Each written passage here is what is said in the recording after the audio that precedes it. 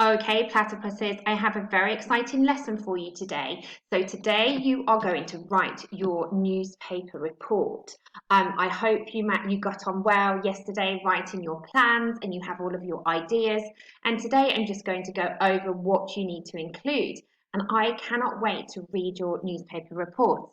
Right, so before we start, we're going to do a bit of a recap. I'm going to show you some pictures and I want you to think about, why have I shown you these pictures? What have they got to do with the Great Fire of London? So look at this picture here.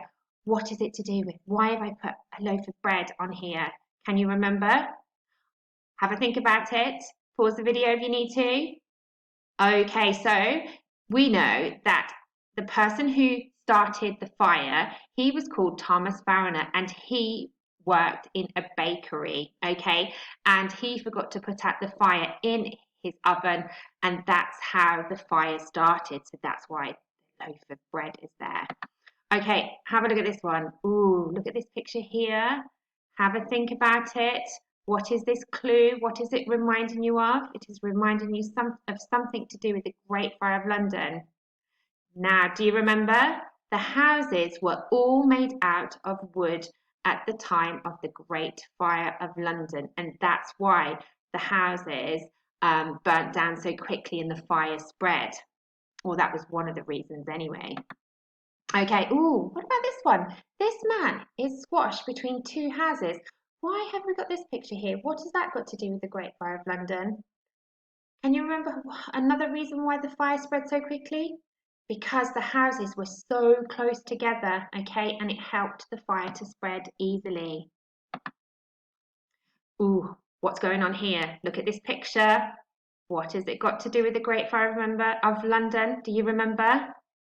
Okay, there was a strong wind which helped the fire to spread. Okay, oh, a picture of a boat. Why is there a picture of a boat? Do you remember? What's this got to do with the Great Fire of London? Did you get it? I'm sure you did. People used boats, didn't they, to escape from the fire, okay? They used their boats on the River Thames and tried to escape with all of their belongings. Ooh, do you know what this famous building is? This building is in London now, but during the time of the Great Fire of London, it didn't look like this. What's the name of the building? What is that very important building that burnt down during the fire? Can you remember? Did you get it right? It was St. Paul's Cathedral. We know that the fire destroyed St. Paul's Cathedral and it had to be rebuilt again. Okay, ooh, look at these numbers here. We've got 13,000, 87 and 6. Do you remember what these numbers have got to do with the Great Fire of London? Have a think about it. Okay, it was because 13,000 houses or buildings burnt down, 87 churches were destroyed, and only 6 people died in that huge fire. Okay, oh, there's a picture of a tent. Now, when you did your drama, I saw somebody, they actually made a tent. What is this tent to do with? Can you remember? Yes, I'm sure you all got it right. It's because after the fire, people didn't have any houses to live in, so they had to live in tents.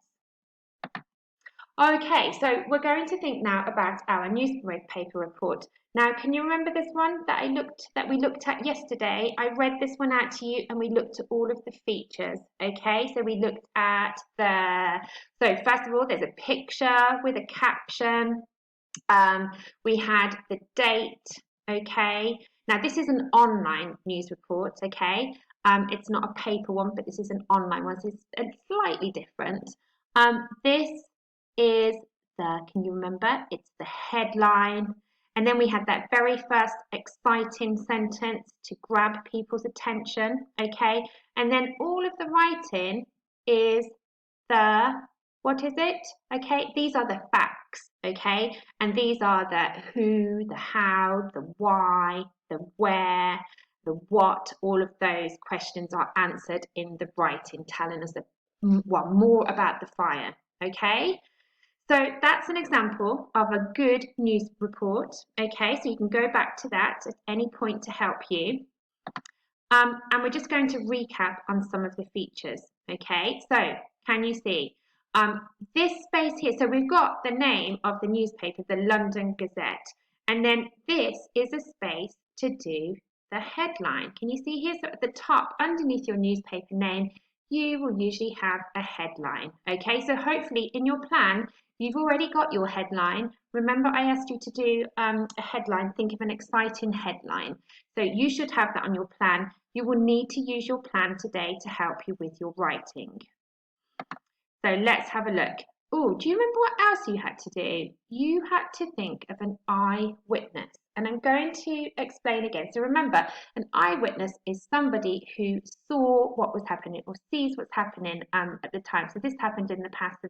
So these people would have seen, these might have been there at the time of the Great Fire of London and said these things, okay? So Samuel Pepys, we know, is a very important person, and this is what he might have said. So he said, Samuel Pepys said, and this is how you would write it in your newspaper report. We are writing exactly what the person said. So Samuel Pepys said, the fire spread so quickly because the houses were so close together. And can you see these? I think we've probably looked at these before in a few of our lessons, but these and especially in our reading. These are called speech marks. They're called, actually, the proper name is inverted commas, but they're speech punctuation. And this tells us when the person, so this person is Samuel Pepys, this is telling us when he starts his speech, and then at the end it closes the speech. So we put them at the beginning and the end, okay? And then this person is an angry London man, okay? So an angry London man said, my house got burnt down and now I have to live in a tent.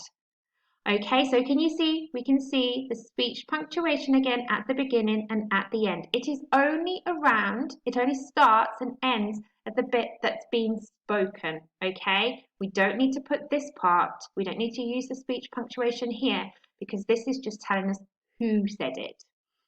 And this is another one from the Mayor of London. So the Mayor of London said, I was so scared, so I left the city. The fire was so frightening. Okay, can you see the speech punctuation is here at the beginning of when he started speaking, and then it's right at the end to tell us that the speech is finished. This will be one of your challenges today, to try to use this speech punctuation. Okay, let's move on to the next one. Now, here is an example of a newspaper report. Okay, so you can see that the headline that's being used here is, remember I explained yesterday, you could just write London's burning, but your challenge was to try to think of a more exciting headline. But that's fine if you've used this one. So London's burning is the headline. The date is here, and then we've got a picture with a caption, and the caption says the fire was still burning out of control in the early hours of Monday morning. I'm going to read this to you, and I want you to try to think about the features of this and has it included all of the things that I'm asking you to do. So you will have your plan from yesterday, and this is the kind of thing I'm expecting you to write, okay? So London was in chaos last night as a fire ripped through the city. The fire, which broke out in the early hours of Sunday morning, is thought to have begun in a bakery on Pudding Lane. It is suspected that the bakery fire was not fully put out and that embers from it fell onto nearby straw, setting it alight. So that's telling us how it started, okay, and when and where, okay? The baker, Thomas Fariner, and his family managed to escape the inferno by clambering onto the roof and across to a neighbour's house. Can you see all of that exciting writing there? Inferno and clambering, okay? It is believed that a maid in the house died in the flames after being too frightened to climb out onto the roof. Hundreds of houses have been destroyed and people are fleeing the flames with whatever they can carry. So fleeing means they're escaping from the fire. Eyewitness Samuel Pepys describes seeing the flames from his home. So this is your eyewitness report, okay? So this is what I want you to include, something similar to this in your writing today. So he said, my maid woke me up during the night to tell me about the fire. It looked quite far away, and we get lots of fires in London, so I went back to bed. However, my maid came again later to tell me that over 300 houses had been destroyed. It's a terrible sight. People are leaving, carrying as much as they can, and nothing seems to be stopping the flames. So that was an eyewitness report from Samuel Pepys. King Charles has ordered that houses in the path of the fire are to be pulled down to try to stop the flames from spreading. However, dry weather and strong winds are helping the fire to spread, and at that moment, nothing seems to be slowing it down. So that is an example of a newspaper report, okay? Now, this is what I want your newspaper report to look like. So you can use your page in your book. You can put the name of the newspaper, okay, at the top. You can do it in big writing like that. And then you can put to the date.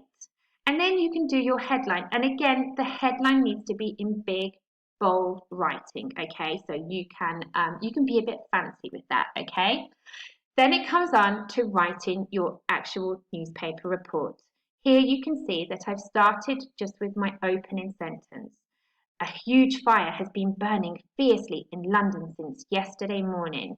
Okay, I've used the word fiercely to make it more exciting here. Okay, and a huge fire. A huge fire. Remember, that's an expanded noun phrase.